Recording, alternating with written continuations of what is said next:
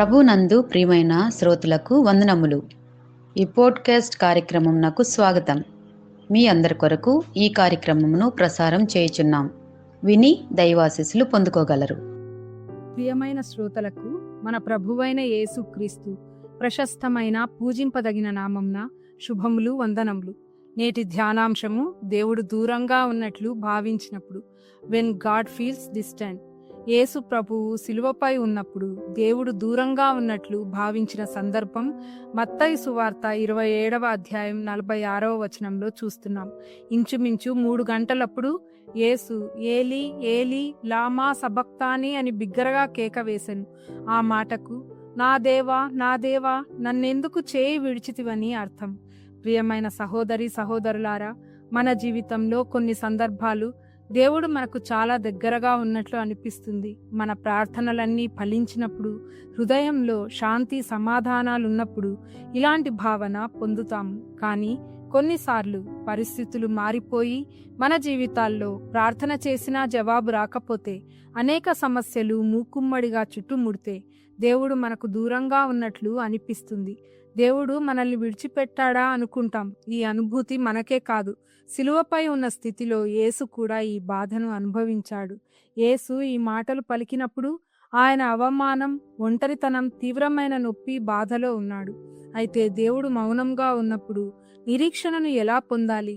మొదట మౌనం యొక్క వాస్తవికతను తెలుసుకుందాం.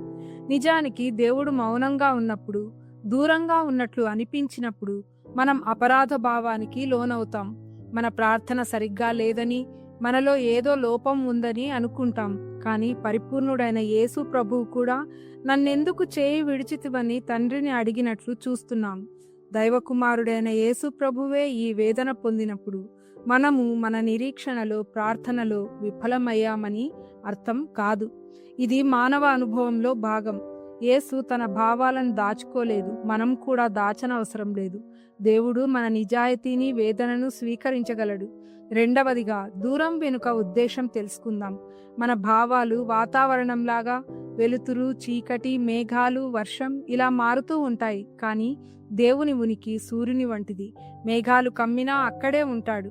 ఒక్కోసారి ఈ దూరం ఆయన మనతో లేకపోవడం కాదు, మన ఆత్మీయ ఎదుగుదల కోసం దూరం అయినట్లు అనిపించవచ్చును.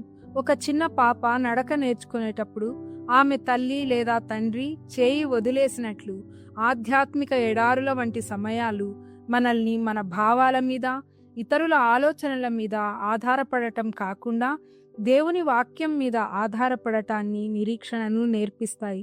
మౌనం అనేది హృదయానికి ఒక పాఠశాల లాంటిది. మూడవదిగా, ఎందుకు అనే ప్రశ్నకు సమాధానం తెలుసుకుందాం. శిలువపై యేసు ఎందుకు అని ప్రశ్నించడానికి సమాధానం మనమే. మన కోసమే యేసు ఆ నిమిషం విడిచిపెట్టబడ్డాడు. పాపులమైన మనము దేవుని నుండి ఎప్పటికీ విడిచిపెట్టబడకూడదు అనే ఉద్దేశం కలిగి మన పాప విమోచన కొరకు బలియాగమైన యేసు తండ్రి నుండి కొంత సమయం వేరు చేయబడ్డాడు. కాబట్టే హెబ్రీ 13:5వ వచనంలోని నేను నిన్ను ఏమాత్రంను విడువను, ఎన్నడును ఎడబాయను అనే వాగ్దానం పొందుకున్నాము. దూరం అనేది ఒక భావన, ఆయన ఉనికి వాస్తవం మరియు నిత్య సత్యం. ఆయన దూరంగా ఉన్నట్లు అనిపించినప్పటికీ ఆయన వాగ్దానాలు సత్యమైనవి, అవి ఎన్నటికీ మారనివి. ఆయన స్వరం కొంతకాలం మటుకు వినబడకపోయినా ఆయన స్వభావం స్థిరమైనది. దేవుడు నిశ్శబ్దంగా ఉన్నా ఆయన పని చేస్తూనే ఉంటాడు. శిలువపై యేసు శ్రమలు, మరణం ఒక పెద్ద ఓటమిగా కనిపిస్తుంది. కానీ 3వ దినము మరణంను జయించి క్రీస్తు పునరుత్థానుడయ్యాడు. శుక్రవారం నాటి శిలువ మౌనం ఆదివారం నాటి శిలువ విజయానికి దారి తీసింది.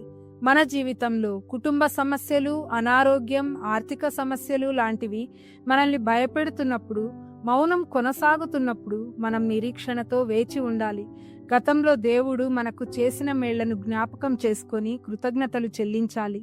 ప్రార్థన, వాక్య ధ్యానం, దైవస్తుతి కొనసాగించాలి. బాధ తాత్కాలికం, దేవుని ప్రణాళిక శాశ్వతం.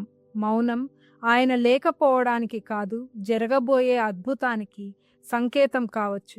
Foot prints in the sand అనే ప్రసిద్ధమైన ఆత్మీయ కవిత భావం ఇలా ఉంటుంది. ఒక రాత్రి నాకు ఒక కల వచ్చింది. నేను ప్రభువుతో కలిసి సముద్ర తీరంలో నడుస్తున్నాను. ఆకాశంలో నా జీవితంలోని సంఘటనలు చిత్రాల్లా కనిపించాయి.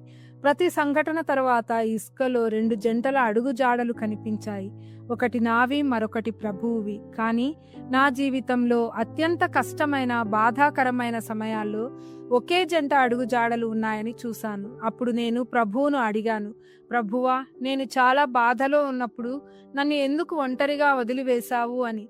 అప్పుడు ప్రభువు ఇలా అన్నాడు, నా ప్రియమైన బిడ్డ, నీ కష్టకాలంలో కనిపించిన ఆ ఒక్క జంట అడుగులు నీవి కావు, అవి నావి. ఎందుకంటే ఆ సమయంలో నేను నిన్ను ఎత్తుకొని నడిపించాను.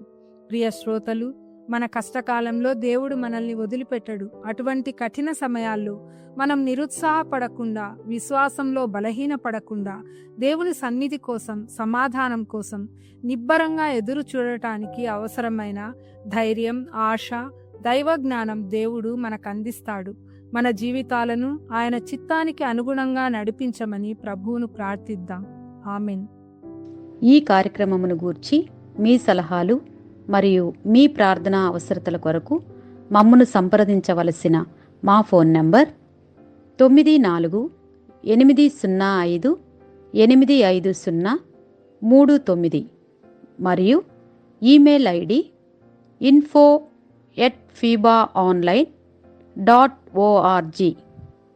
మా ఫోన్ నంబర్ మరొకసారి 9480585039.